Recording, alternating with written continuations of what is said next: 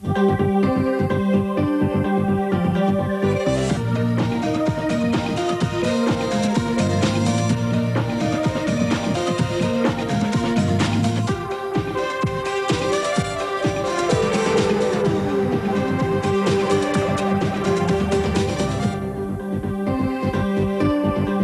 evening, I'm Marcus Lush. I'm Kim Webby. Hey, welcome to Newsnight. Coming up, going where PR hasn't gone before, we join the media stampede through the new casino.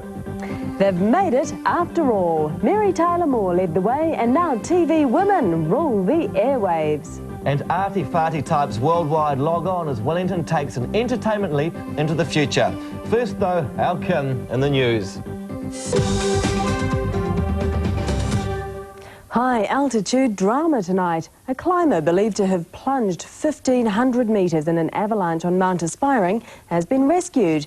The man was lifted out by helicopter after his partner waved to a small plane for help. Mark Price reports. Mount Aspiring's the dominant peak on the horizon out back of Wanaka. Late this afternoon, the pilot of a light plane was flying near the summit when he saw a figure waving. He circled round to take a closer look. So I could see help written in the snow, so I did a couple of passes over him, and as I looked down below that person, down what's known as the ramp, near the edge of the Bonner Glacier, there was someone sitting in the snow. So I descended a bit more. It was about a 1,500 foot or so drop, I'd say, and saw someone sitting in the snow, and he was waving. Search and rescue had reasonably good weather to contend with and lifted out the first climber from the bottom of the avalanche without any problems. His ankles were injured, but it's considered a miracle he survived his fall. The second climber was rescued uninjured soon after, and it's understood no one else is missing.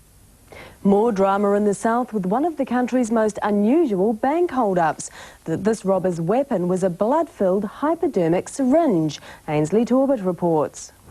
This afternoon, the ANZ Bank in Sumner was closed as police worked inside following the robbery just before 1 o'clock.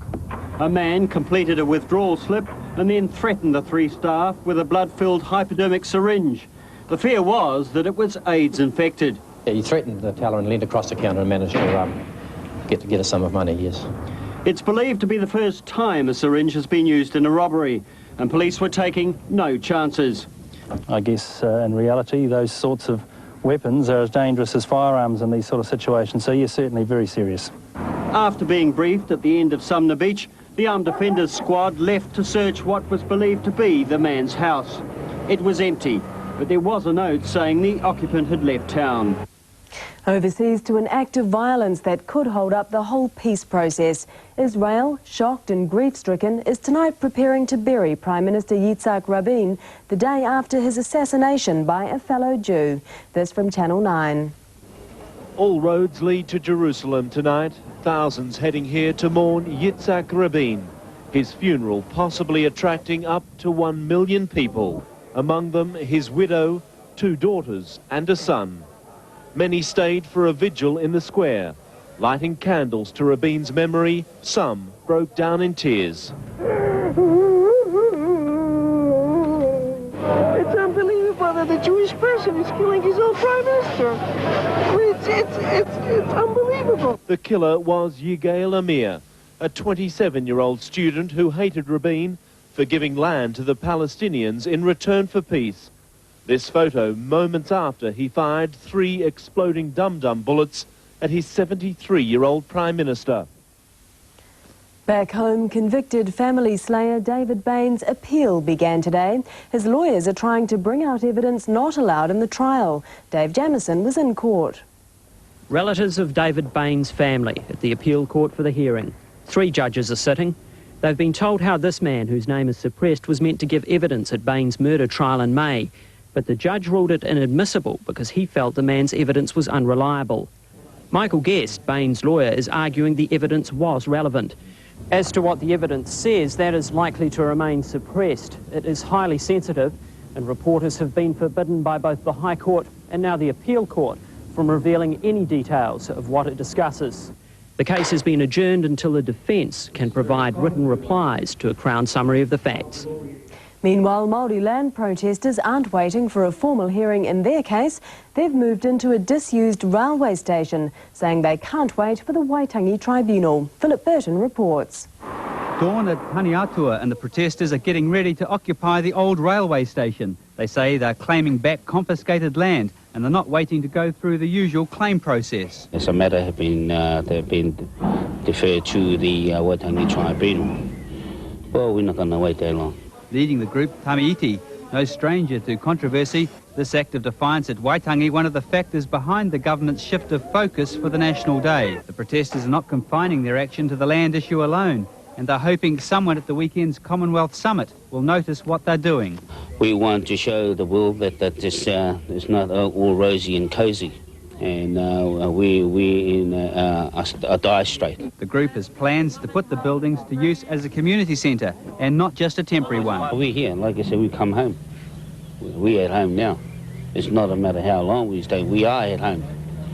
And no protesters, but a bit of a royal security scare for the Queen today. Police swooped on an armed man spotted on the Queen's route to the airport. Mark Price reports. Police were quick to swoop, pulling over an 18-year-old farm labourer on a motorcycle with a rifle slung over his shoulder on the highway south of Dunedin near Mosgiel. He was spotted about half an hour before the Queen was due to pass by on her return to Dunedin Airport. As it turned out, he was off to shoot rabbits. Yes, well, I'm certainly pleased to see that the staff have their eyes open and they're looking for any potential problems and acted upon it accordingly. The man was allowed to carry on, but police held onto his rifle for a few hours. It was after the Queen's 1981 visit to Dunedin that a 17-year-old teenager was arrested for firing a shot near the Queen. Police believe the teenager intended to shoot her. Earlier today, the Queen took a look at Dunedin's new indoor stadium and sports demonstrations by 1,200 children from around Otago. She met Dunedin's new mayor, Suki Turner, at the town hall and then strolled through the octagon. The Queen was farewelled by Fairfield bowlers at the end of this, her fourth visit to Dunedin. And finally, few scares for the fire service this year during the annual fireworks frenzy. Wellington's waterfront exploded in noise and colour as thousands turned out to watch.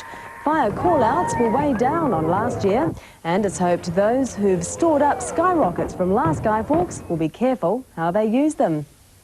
Of course, you were very careful with the skyrockets. Well, yes, gosh, goodness, don't I love that day. I washed my hair and it smelled of sulphur. Do we get them back next year, the skyrockets, do you think? Because we did so well. Because we were so good this year. We were so responsible. How responsible were we? It's very. Let's see if we get them back next year. I still say I run for Parliament on that one. That's a promise. I'm still thinking about that. Some promise. A man's word is on. You've got to be careful. Hey, after the break, we log on to a leap into the future of entertainment and the TV sitcom Sexual Revolution. Women are having positions of power on television. It's been slow, but now in the 90s, you really see very strong women roles. Welcome back. You are with Newsnight. Hey, later on tonight, we'll be revealing New Zealand's only totally wired politician, and it was so big they lost the tour party. We join the media melee through the colossus that is the all-new casino. All that and more later. In the meantime, here's Kim. Thanks, Marcus. If your cell phone's still the size of a brick and you can't alter your digital watch for daylight saving, then this leap into the entertainment future may just overload your circuits. A Wellington arts event has recently gone round the world live via the internet, bringing it into the homes of millions of logged-on propeller heads.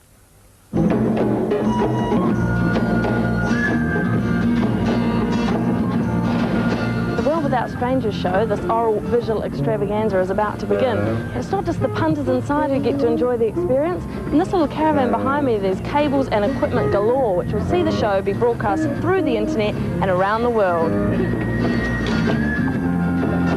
This basic piece of 2-copper cable connects us to the rest of the world.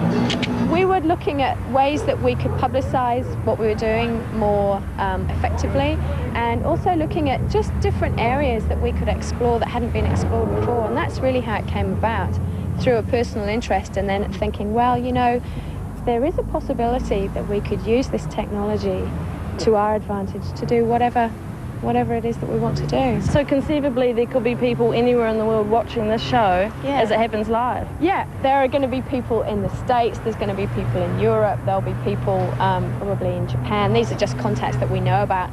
And there's also at least 300 people in Antarctica.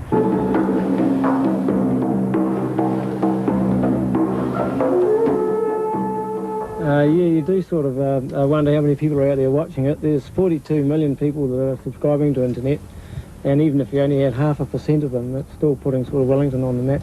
The show's been organised by the band Many Hands. They've managed to pull in an oboe player from the States, some Rarotongan drummers, Chinese performers, a didgeridoo,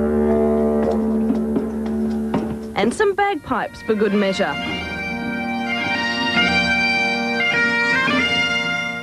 All the things that everyone has brought to us have been of the highest quality and the most just wonderful, innovative kind of stuff. So, yeah, it's been hard organising 50 people. It's been like, oh, God, I'm so tired. But I'm so full of energy, too, because these people have given me heaps of energy.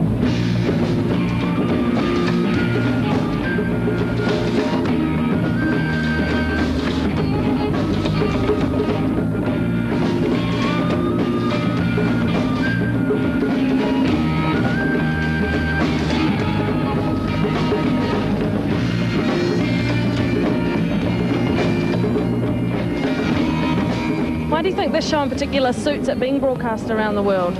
It's very global. We've got so many people involved, and internet is just a logical extension of that.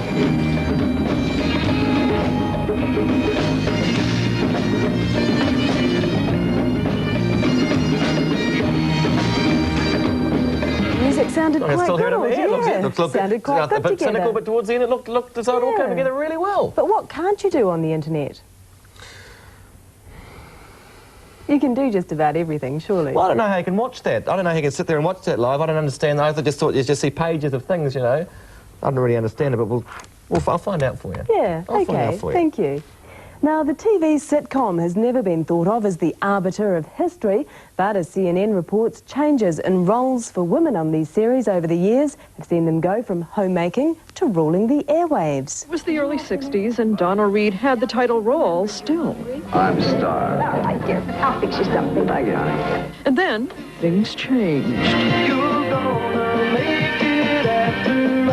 There was a theme song for an entire generation of women. Sure, she was Mary and he was. Mr. Grant!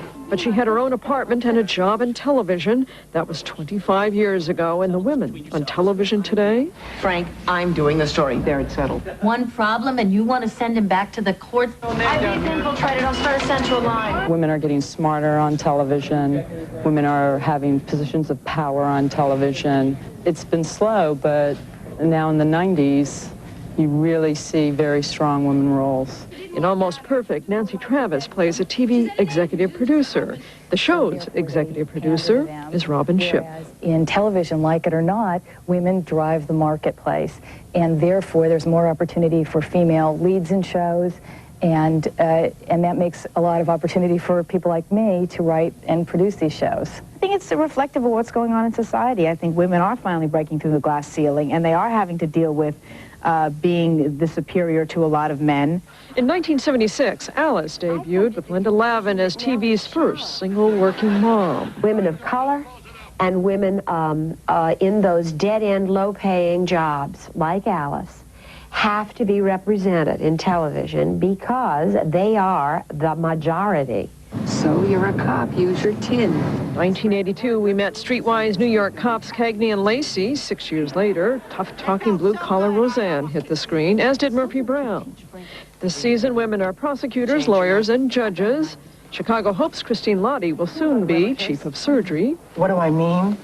Well, he just died. And on ER... Your cardiac workup's negative, but if you keep gorging yourself like this, it won't stay that way. The Dr. Lewis character, who is the only female doctor full-time in the show, is, I think, certainly a much larger character in the show than she might have been in other hands, or might have been in another era.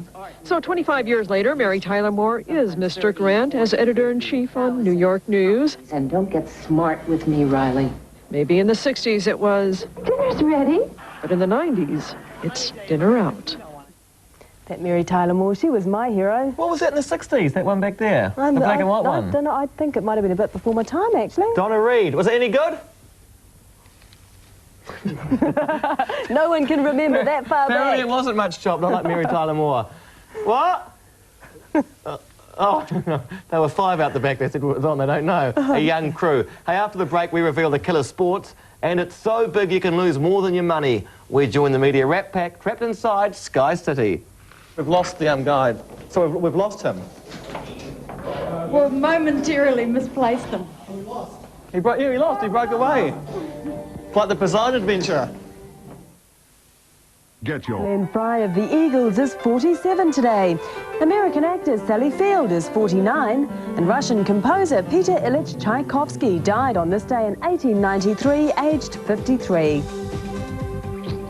Step right up, you're with Newsnight. Now, if you build it, they will come. After spending the thick end of $400 million, it's not silly to spend a few hundred nick rounding up some of the local media hacks to try to create some excitement about your construction. So it came to pass that I was invited to join the PR safari of the country's biggest building, the Sky City Casino, nearing completion in Auckland. And what better chance to check out the competition among my media colleagues, what with David Hartnell's best dressed list just around the corner. It began as a hole in the ground, but by January it'll be burning holes in the pockets of gamblers from around the world. Sky City is almost upon us.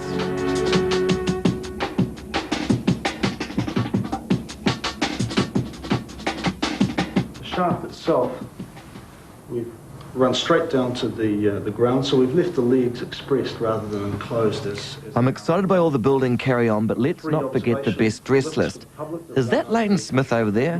Not much chop, but hello. The project manager is wearing a bloody nice tie. As you go up. At the moment we're about halfway up the concrete shaft, so around this level here. We've put in the floor around the exterior of the observation level, glass plates that are around 2 metres by 1 metre in diameter, so you can actually stand on glass and look straight down through your feet at the view below you.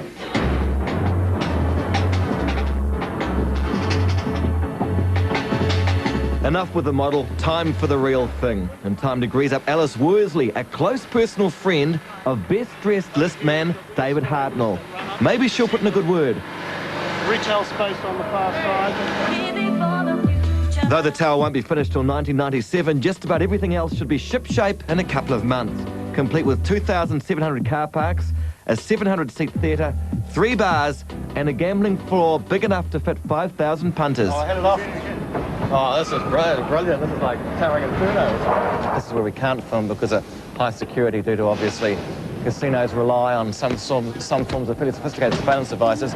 But they say it's as big as Eden Park, and looking around, I'd say they're pretty well close. Why they just didn't build at Eden Park, I don't know. What we are allowed to see on the PR Safari is a never-ending symphony of building supplies with a touch of street theatre. Meanwhile, things have gone bad on the media tour. Our PR minder has no idea of where we are. We've lost the guide. So we've lost him. Well, momentarily misplaced him. We lost. He broke away. It's like the Poseidon Adventure. I can't work out how we lost him. We keep going down. Yeah, we're going down. We're really lost now. She's panicking. Oh, I don't think we should be coming through here. No, you're right. There we go. We're lost. It's best if we go somewhere safe. Keep to the hills. Run too fast, fly too high. Run too fast, fly too high. After what seems like hours, we finally find the main group, giving me another chance to check out best dressed contenders while pretending to be interested in a mock-up hotel room. Alice is looking good in the women's section, and rock rider Colin Hogg does look good in black, but I still think Evan is looking like the biggest threat. Excluding power stations and great bridges, this is the biggest thing ever made. It's bigger than the airport? Certainly it's bigger than the airport at total capital cost of around $500 million. This is the largest commercial development ever undertaken in New Zealand. So we've got this, we've got 6 floors below as well. Got about 18 acres of car parking underground. What's that? That's a feature of the model. Oh, is it? That's not something that will feature on the final building. I just thought you were trying to get the extraterrestrials down or something. That's better, okay. Living for the future.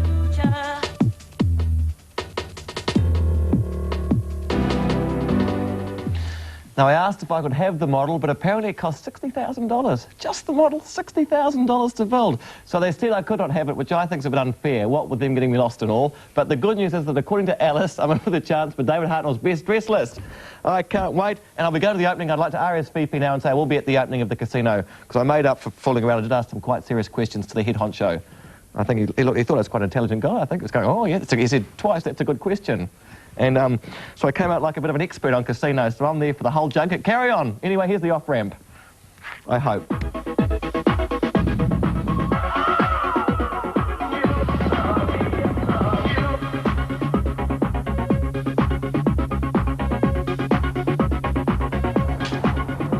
Filmmaker Lee Tamahori, seen here on the set of Once Were Warriors, is staying on in La La Land, having signed on for a second big-name movie.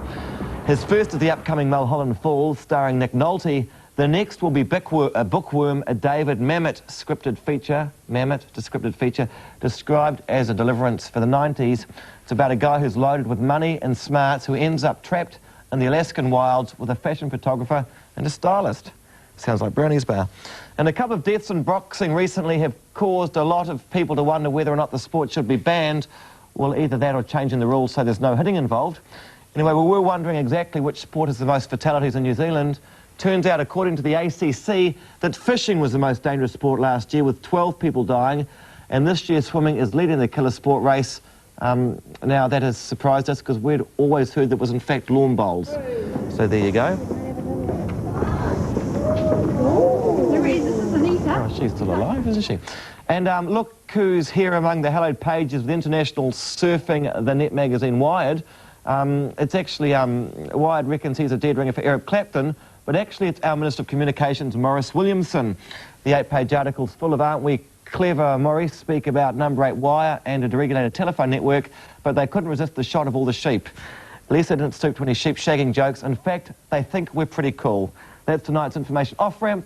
Here's Kim. It's a long read, that, isn't it? With tomorrow's weather. Thanks, Mr. Sartorial Elegance. Well, it's anything but cool in weather terms tomorrow, because it's going to be warm and sunny countrywide. Sun floods the North Island, blue skies top to bottom, but a couple of wee clouds round Auckland way. Top temperature of 19, falling to 16 in Wanganui. A fabulous one for the south as well tomorrow, just one cloud hanging on over Dunedin. High there is 19 in Blenheim, dropping to a cool 15 elsewhere. Hey, on tomorrow's show, Bon Jovi and the Babes, the rock and roll royalty touched down in New Zealand, Richie, John, Heather and Keanu. Yes, found a home in me. My suitcase and guitar are my only family. I've tried to need. So Mike's going out to talk to them tomorrow night, is he? I didn't even recognise. Did you recognise that song? No. Oh, that Blaze of Glory one. That's it, we've gone, we're out of time. Good Cheerio. night. I said cheerio. We contributed to their program to replace the roof and redo the stonework. And the Gamblers Anonymous that meet there must be excited, mustn't they, with the big building across the road? Well, I can't say that. The PR woman's done a big frown. We won't mention that.